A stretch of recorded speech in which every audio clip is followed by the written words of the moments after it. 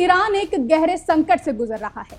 Tehran, Isfahan, Siraj, हर ओर सिर्फ सायरनों की आवाज, टूटे घरों की दीवारें और डर में भागते लोग दिखाई दे रहे हैं। इजराइल के लगातार हवाई हमलों में ईरान के कई न्यूक्लियर साइंटिस्ट, सेना के उच्च अधिकारी मारे जा चुके हैं। वॉर एक्सपर्ट्स कह रहे हैं कि ये सिर्फ एक लड़ाई नहीं, ये एक सत्ता परिवर्तन की आहट है। लेकिन इस सब के बीच सोशल मीडिया पर एक पुरानी कहानी फिर से उभर आई है। एक कहानी जो 16 साल की एक मासूम लड़की से जुड़ी है, जिसका नाम है आतिफा सालेह, जिसने सालों पहले पूरी दुनिया को झकझोर दिया था। कहा जा रहा है कि ईरान को इसी मासूम लड़की का श्राप लगा है। तो आखिर क्या है इस दावे के पीछे की हकीकत, आइए जानते हैं इस स्पेशल रिपोर्ट में।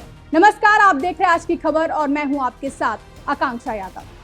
साल था 2004, जगह थी ईरान का शहर नौशेहर, जहां आतिफा सालेह सिर्फ 16 साल की एक आम लड़की, मासूम, जज्बाती, इंसाफ की भूखी। उसी ईरान की अदालत ने उसे अनैतिक आचरण और धार्मिक आदेशों का उल्लंघन करने के जुर्म में फांसी की सजा दे दी।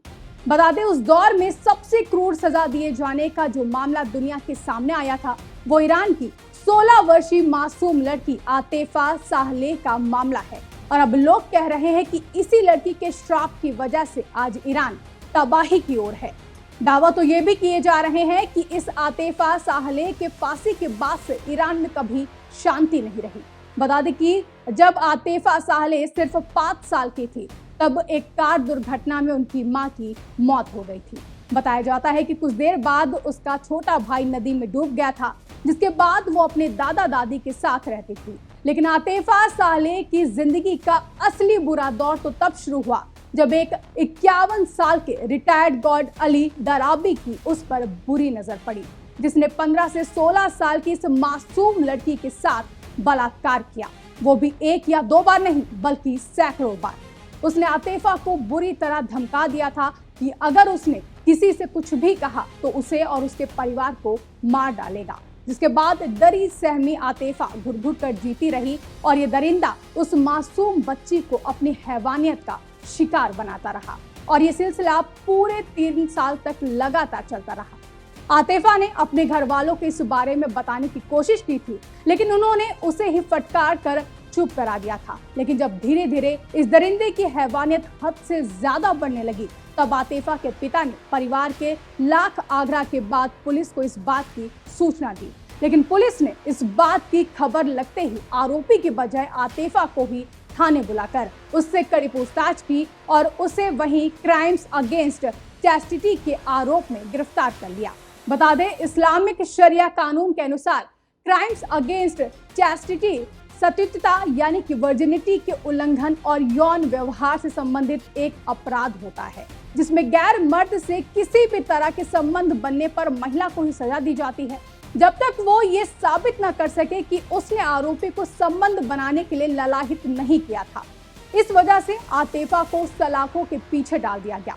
यहाँ उसे अली से तो छुटकारा मिला, लेकिन दरिंदगी से नहीं। जी हाँ, तमाम रिपोर्ट्स के अनुसार आतिफा को थाने में भी बेहद टॉर्चर किया जाता था और कई पुलिस वाले बारी बारी से उसका दुष्कर्म भी करते थे।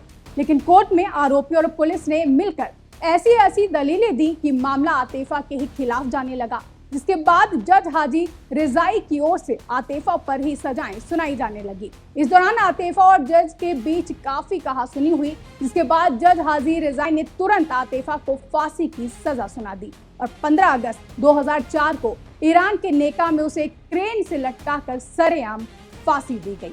अब ऐसे में सवाल उठते हैं कि क्या ये कैसा कानून है, ये कैसा न्याय है? क्या यही है मुस्लिम बाहुल्य वाले देशों में मुस्लिम महिलाओं की दरिंदगी की असली तस्वीर? और ये तो सिर्फ एक ऐसा मामला है जो ईरान से बाहर की दुनिया तक पहुंच पाया है। Iran, Iraq, Afghanistan, Pakistan, Uzbekistan और न जाने कितने स्थान ऐसे हैं जहां ऐसे क्रूर कानून की वजह से कितनी निर्दोष लड़कियां मौत के घाट उतार दी जाती होंगी।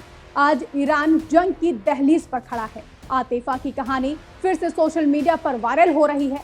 लोग कह रहे हैं कि उस एक मासूम बच्ची का खून अब सत्ता की दीवारों में आग लगा रहा है। कुछ इसे श्राप कह रहे हैं तो कुछ कर्मों का फल बता रहे हैं। लेकिन बात सिर्फ एक लड़की की नहीं है, ये एक पूरे सिस्टम की नाकामी की कहानी है, जबकि वॉर एक्सपर्ट्स का कहना है कि अगर ये युद्ध लंबा चला तो ईरान के राजनीतिक ढांचे में बड़ा बदलाव संभव है। कई इंटेलिजेंस रिपोर्ट भी इशारा कर रही हैं कि ईरानी पब्लिक अब विद्रोह के कगार पर है। विरोध की आग अंदर ही अंदर सुलग रही है और उसमें आतिफा जैसी कहानियां तेल का काम कर रही हैं।